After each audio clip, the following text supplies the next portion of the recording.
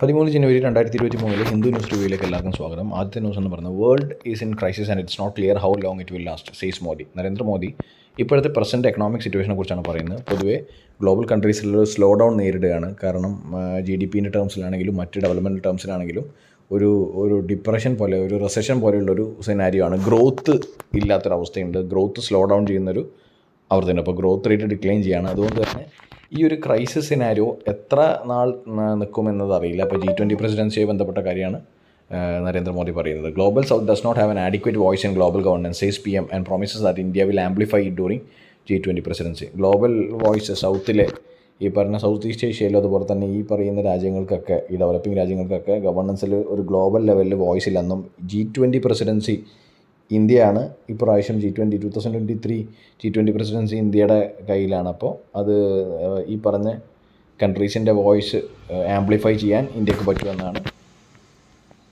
നരേന്ദ്രമോദി പറയുന്നത്. The world is facing a lasting crisis and there is no clarity about how long this state of instability will last, Prime Minister Narendra Modi said on Thursday inaugurating the Voice of the Global South Summit.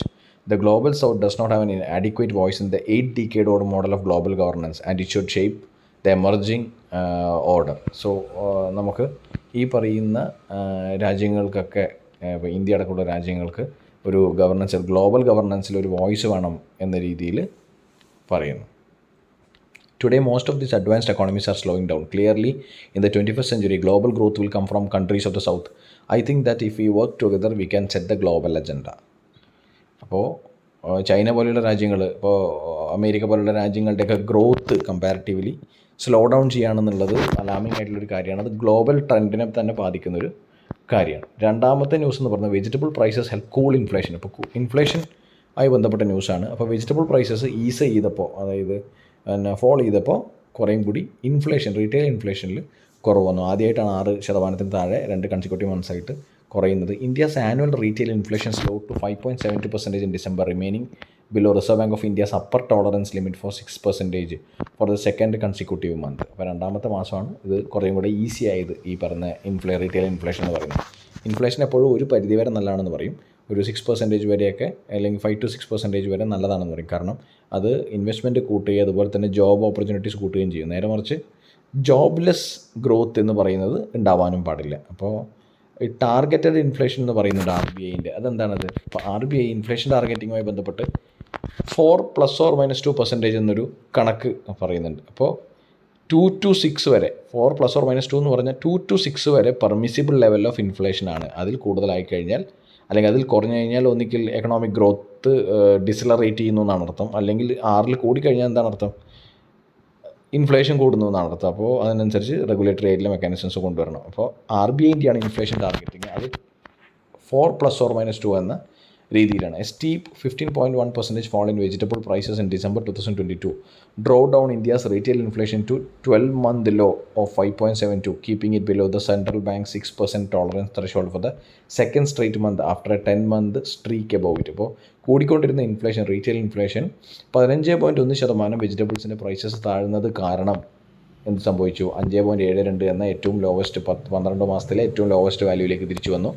ഇത് RBIൻ്റെ targeted inflation റേറ്റിനുള്ളിലാണ് വന്നത് എന്നുള്ളത് important ആയിട്ടുള്ള കാര്യമാണ്. കാരണം ഇങ്ങനെയുള്ള regulatory mechanisms, ത്രഷോൾഡ്സ് ഒക്കെ വളരെ വളരെ ഇമ്പോർട്ടൻ്റ് ആണ്.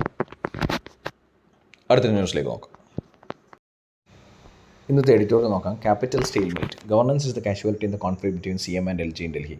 നമുക്കറിയാം ചീഫ് മിനിസ്റ്റർ, ഡൽഹിയിലെ ചീഫ് മിനിസ്റ്റർ ആം ആദ്മി പാർട്ടിയുടെ ചീഫ് മിനിസ്റ്ററാണ് അരവിന്ദ് കെജ്രിവാൾ. അതുപോലെ തന്നെ ലെഫ്റ്റനൻറ്റ് ഗവർണർ എന്ന് പറയുന്നത് ഇമ്പോർട്ടൻ്റ് ആയിട്ടുള്ള കുറേ അധികം പവേഴ്സുള്ള പൊസിഷനാണ് lieutenant governor in union territory, especially ഈ നാഷണൽ ക്യാപിറ്റൽ ടെറിട്ടറി. അപ്പോൾ വളരെ വളരെ ഇമ്പോർട്ടൻ്റ് ആയിട്ടുള്ളൊരു സിനാരിയോ ആണ് ഇവർ തമ്മിലുള്ള ഹാർമണി എന്ന് പറയുന്നത്. ഇവർ തമ്മിലുള്ള ഹാർമണി, ഈ പറഞ്ഞ കോൺസ്റ്റിറ്റ്യൂഷണൽ മിഷണറി ആയിട്ടുള്ള ഗവർണർ, ലെഫ്റ്റനൻറ്റ് ഗവർണർ, അതുപോലെ തന്നെ ഇലക്റ്റഡ് ആയിട്ടുള്ള ചീഫ് മിനിസ്റ്ററും തമ്മിലുള്ള സ്മൂത്ത് ആയിട്ടുള്ള ട്രാൻസാക്ഷൻസ് ആണ് ഒരു സ്മൂത്ത് ഗവർണൻസിനെ, ഒരു ഫ്ലോലെസ് ഗവർണൻസിനെ ഉണ്ടാക്കുന്നത്. അത് ഈ പറയുന്ന പ്രശ്നങ്ങൾ കാരണം നിന്നു പോവുകയാണെന്നാണ് ആദ്യത്തെ സെൻറ്റൻസ് പറഞ്ഞത്. Governance is the casualty in the conflict between CM and LG in Delhi. അപ്പോൾ നമുക്കറിയാം ലഫ്റ്റനൻറ്റ് ഗവർണറിന് ഡൽഹിയിൽ പ്രത്യേകിച്ച് കൂടുതൽ പവേഴ്സ് ഉള്ളതാണ്. അപ്പോൾ അതുകൊണ്ട് തന്നെ പല ഭരണ വിഷയങ്ങളിലും ഇവർ തമ്മിലുള്ള പ്രശ്നങ്ങൾ കൂടിക്കൂടി വരികയാണ്. നമുക്കറിയാം ഇപ്പോൾ സ്റ്റേറ്റ്സിലാണെങ്കിലും, ഇപ്പം കേരളത്തിൽ ഗവർണർ, അതുപോലെ തന്നെ elected chief minister and council of മിനിസ്റ്റേഴ്സുമായിട്ടുള്ള പ്രശ്നങ്ങൾ, അതുപോലെ തമിഴ്നാട്ടിൽ രവി എന്ന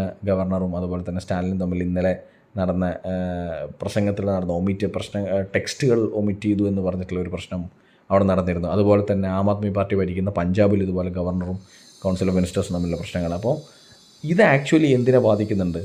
നല്ല ഗവർണൻസിനെയും നല്ല തീരുമാനങ്ങൾ എടുക്കുന്നതിനെയും ബാധിക്കുന്നുണ്ട്. The victory of the Aam Aadmi Party in the recent Municipal Corporation of Delhi elections has added a fresh backdrop to the unceasing phase of between the Lieutenant Governor and the National Capital Territory and elected government. അപ്പോൾ നമുക്കറിയാം ഇവർ തമ്മിലുള്ള unceasing ആയിട്ടുള്ള പ്രശ്നങ്ങളാണ്, ഒരിക്കലും തീരാത്ത continuous ആയിട്ടുള്ള പ്രശ്നങ്ങളാണ് ലഫ്റ്റനൻറ്റ് ഗവർണർ അതുപോലെ തന്നെ ഡൽഹി ഗവൺമെൻറ്റും തമ്മിലുള്ളത്. അപ്പോൾ ഇതിൽ ഒരു ഇമ്പോർട്ടൻ്റ് ആയിട്ട് കാര്യം വെച്ചാൽ the most recent flashpoint between Chief Minister and Arvind Kejriwal, Lieutenant Governor Vinay Kumar Saxena came ahead of the January 6 election of the mayor and deputy mayor of MCD, when Mr. Saxena appointed the 10 aldermen and a BJP councillor to preside over the polls. അപ്പോൾ ഇതുമായി ബന്ധപ്പെട്ട പ്രശ്നം, ഇപ്പോൾ recent പ്രശ്നം എന്ന് പറയുന്നത് ഈ municipal കോർപ്പറേഷൻ്റെ ഇലക്ഷനുമായി ബന്ധപ്പെട്ട് പ്രിസൈഡിങ് ഓഫീസർ തീരുമാനിക്കുന്ന കാര്യത്തിൽ ഗവർണർ ആ പറയുന്ന പ്രോട്ടോക്കോൾ തെറ്റിച്ചു എന്നാണ് പറയുന്നത്, അല്ലെങ്കിൽ ആ ഒരു കീഴ്വഴക്കം തെറ്റിച്ചു എന്നാണ് പറയുന്നത്. ഇതിൽ മിസ്റ്റർ സക്സേന, അതാണ് lieutenant governor, had bypass the tradition of appointing the senior most councillor as a presiding officer. ആ ട്രഡീഷൻ എന്ന് പറയുന്നത് സീനിയർ മോസ്റ്റ് കൗൺസിലറിനെ അപ്പോയിൻറ്റ് ചെയ്യുന്നതായിരുന്നു, അത് ചെയ്തില്ല എന്ന് പറയുന്നു. അപ്പോൾ അങ്ങനെ എലിഗേഷൻസ് വരുന്നു. അപ്പോൾ the party has pointed out that lieutenant governor is ignoring the council of ministers and issuing orders to the bureaucracy directly on all matters regardless of the division of power established by the supreme court between the two entities.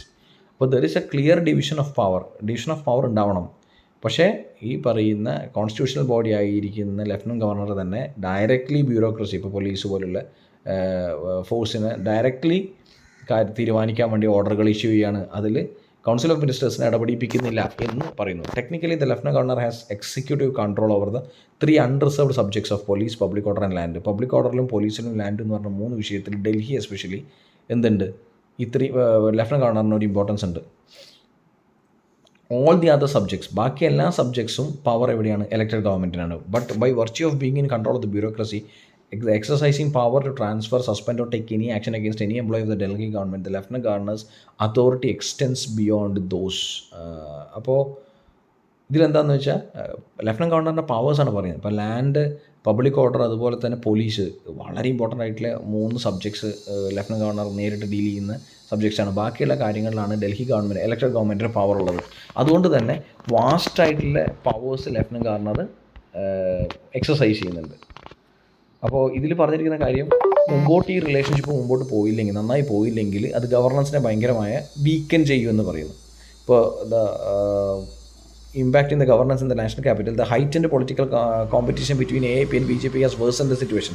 അപ്പോൾ ഇതിൽ മറ്റൊരു ഫാക്ടറും കൂടെ play ചെയ്യുന്ന എന്താണ്, BJP, പിന്നെ സെൻട്രലിൽ BJP ആണ്, national capital ടെറിട്ടറിയിൽ Aam Aadmi പാർട്ടിയാണ്. അപ്പോൾ ഇതൊരു ആക്ച്വലി ഒരു സെറ്റ് ബാക്ക് പോലെ BJP കാണുന്നതുകൊണ്ട് വളരെ എന്താ പറയുക, മസിൽ പവർ പൊളിറ്റിക്സ് അവിടെ ആം ആദ്മി പാർട്ടിയും BJPയും തമ്മിലുണ്ട്. അപ്പോൾ അതുകൊണ്ടാണ് പലപ്പോഴും ലഫ്റ്റനൻറ്റ് ഗവർണറിനെ ആക്ച്വലി ഒരു ഏജൻറ്റ് പോലെ ആക്കിയിട്ട് ഈ പറയുന്ന പ്രശ്നങ്ങൾ ഉണ്ടാവുന്നു എന്നും ഒരു വിലയിരുത്തൽ ഇതിലുണ്ട്. എന്തൊക്കെ പറഞ്ഞാലും ശരി, നല്ല രീതിയിൽ കോൺസ്റ്റിറ്റ്യൂഷണൽ മെഷീനറി ആയിട്ടുള്ള ലഫ്റ്റനൻറ്റ് ഗവർണറും അതുപോലെ തന്നെ ഇലക്റ്റഡ് ഗവൺമെൻറ് മുന്നോട്ട് പോയില്ലെങ്കിൽ ഗവർണൻസ് തീർച്ചയായും സഫർ ചെയ്യും. അത് ക്വാളിറ്റി ഓഫ് ഗവർണൻസിനെ ബാധിക്കും എന്നുള്ളത് സംശയമില്ല. ഹെൽത്ത് ഡിപ്പാർട്ട്മെൻറ്റ് റിലേറ്റഡ് ആയിട്ടുള്ളൊരു ന്യൂസാണ്. Missing doctors, CHC. എന്താണ് CHC? Community health centres faces 80% shortfall of specialist, show health ministry data. അപ്പോൾ ഗ്ലെയറിംഗ് ഗ്യാപ്പ് എന്ന് പറയുന്നത് വളരെ വലിയൊരു gap. Overall 67.8% sanction post of specialists at community health care centres in India are vacant according to rural health statistics 2021-22. This chart shows vacancies of specialist in CHCs across specialist. അപ്പോൾ specialist ഡോക്ടർമാരുടെ അഭാവം ഈ പറയുന്ന rural statistics data കാണിക്കുകയാണ്. 80% of shortfall of specialist, 80% shortfall ഉണ്ട് എന്ന് പറയുന്നു. India is reeling under an acute shortage of specialist doctors with a shortfall of nearly 80% of the required specialists at community health centers, reveals rural health statistic report published by Union Health and Family Welfare Ministry on Thursday. അപ്പോൾ ഇതിൽ the CHCs are 30-bed block level health facilities which are ideally supposed to provide basic care related to surgery, gynecology, pediatrics and general medicine. അപ്പം ഇത്രയും specialist സിനാരിയോയിൽ vacancy അല്ലെങ്കിൽ വേക്കൻ്റായി കിടക്കുന്നുണ്ടെന്നാണ് പറയുന്നത്. Quality of health സർവീസസിനെ അതുപോലെ തന്നെ ആൾക്കാർക്ക് health services impart ചെയ്യുന്നതിനെയും adverse ആയിട്ട് ബാധിക്കുന്നുള്ളതിൽ സംശയമില്ല. അടുത്ത സ്പോർട്സ് ന്യൂസാണ്. New look India aims to begin campaign with a win. Spain, one of the youngest sides in the fray, with an astute coach looking to build a team for the future, will not be an easy opponent. The usual overwhelming crowd support notwithstanding. അപ്പോൾ actually ഇതിൽ പറഞ്ഞിരിക്കുന്നത് hockey world കപ്പിൻ്റെ ആദ്യത്തെ മാച്ചല്ല, ആദ്യത്തെ ദിവസത്തെ മാച്ചാണ് ഇന്ത്യയും സ്പെയിനും തമ്മിലുള്ളത്. വേൾഡ് കപ്പ് ഹോക്കി ഏത് സ്റ്റേറ്റാണ് ഹോസ്റ്റ് ചെയ്യുന്നത്? ഒഡീഷയാണ്. ഇമ്പോർട്ടൻ്റ് ആയിട്ടുള്ള കറണ്ട് അഫയേഴ്സ് ന്യൂസാണ്. World cup hockey 2023 is hosted by Odisha. So thank you so much for listening to the video. ഇന്നത്തെ ഹിന്ദു ന്യൂസ് റിവ്യൂ ഇവിടെ അവസാനിച്ചിരിക്കുകയാണ്. നമുക്ക് നാളെ കാണാം. Bye, take care.